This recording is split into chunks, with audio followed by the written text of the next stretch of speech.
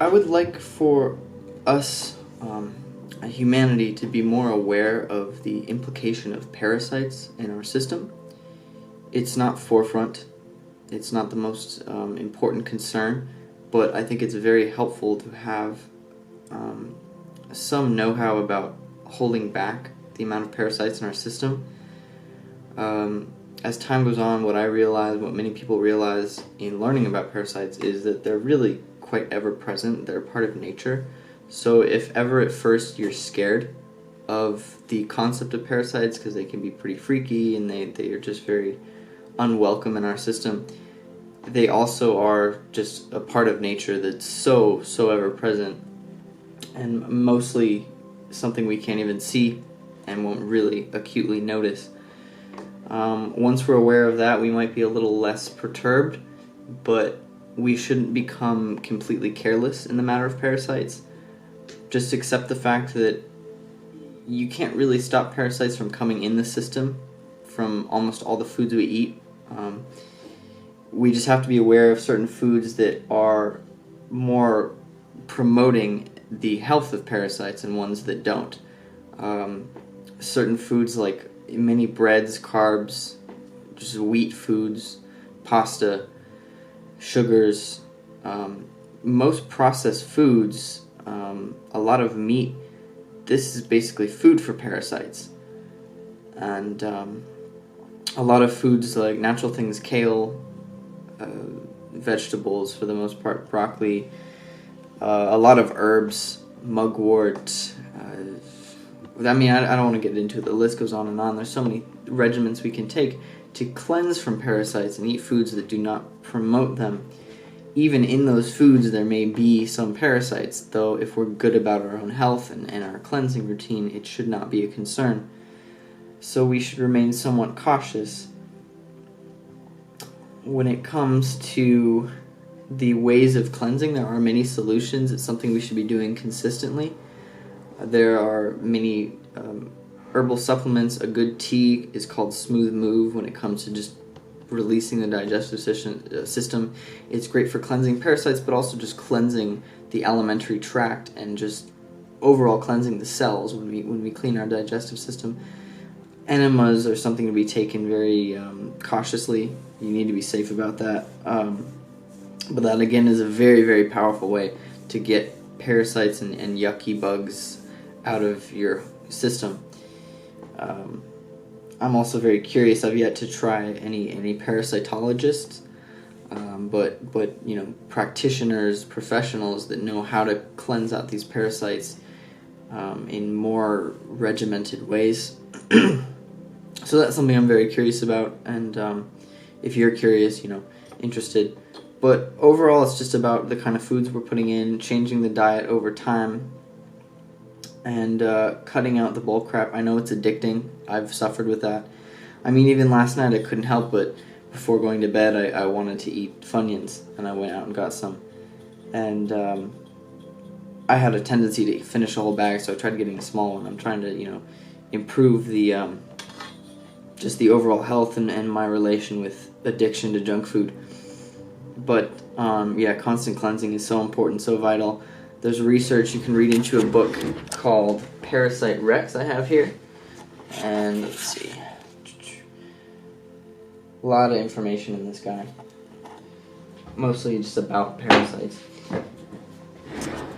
But yeah, know the enemy. There is a spiritual counterpart to parasites.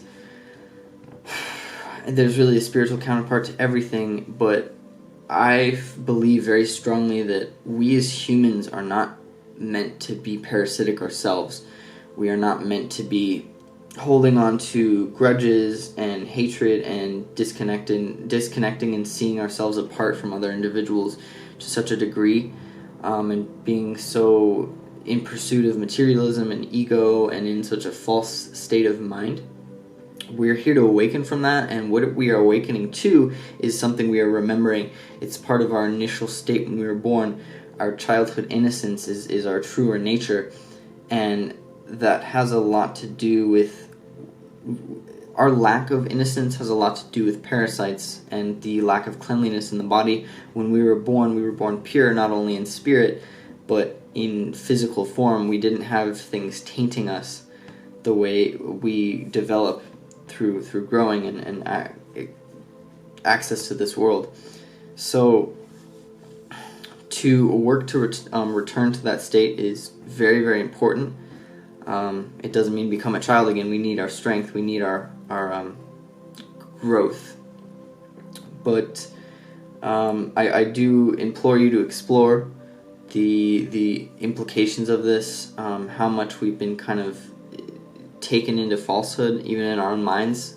We can be driven into negative feelings and ways of thinking that really don't serve us and aren't really us, because these parasitic beings and largely bacteria, very small things, they may seem incredibly primitive, but they're ancient and they have a good grasp of how to work in the human system and manipulate it and gain access to continue to survive off of our vessel.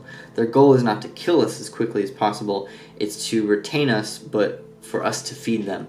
And it can be quite a creepy thing. Again, it's not a fun message, but once you're aware and we're taking steps, you're going to see great changes. It's a beautiful thing. It might not always be fun to be aware of how weird this can be, but yeah, it's up to you what kind of steps you want to take to explore herbalism, to explore what can tackle parasites, and to feel better, to be more yourself, to get rid of the parasitic aspect that comes within us. Because all of those darknesses are foreign. I don't believe that true humans are innately, thieves or bloodthirsty or overly lustful. I believe that those things come from foreign installations, and again, in some level we do it to ourselves and we can perpetuate our sickness, but to return to our truest self is far grander than we can fully imagine. And I know this is getting into more of spiritual territory, but while parasites are very physical things to assess and very important, it is a spiritual battle, and they play a huge role in the Essene Gospel of Peace, which is supposedly teachings of Christ that are not in the Bible, and it's controversial. I'm not going to say whether or not they really are his words. They're still very profound and enlivening. It's a very, very powerful message that concerns with purity, especially in the spiritual and physical form and how they relate. And in that book, in that series of books, he speaks of parasites as truly being Satan. The enemy is a collection of the microscopic, a collection of many living things within us, and that the enemy can often seem like some big elusive force or something outside of us, and I'm not going to say it's not that either, but in a lot of ways the worst of it can truly be what's within us. And once we can come together and assess each other's sicknesses with more naturopathic and humane degrees of healing, I believe it'll bring us to a greater cohesion of humanity.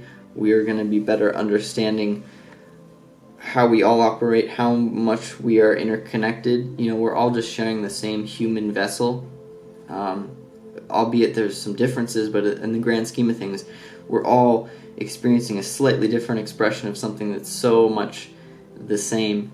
And I want to share that realization so that we can all embody that and come together and see a better world.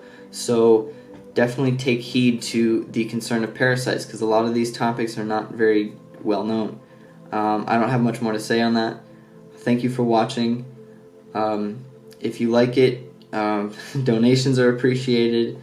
But other than that, if you don't like it, click off, do something you do like, is my suggestion. But, so be it. Thank you for watching.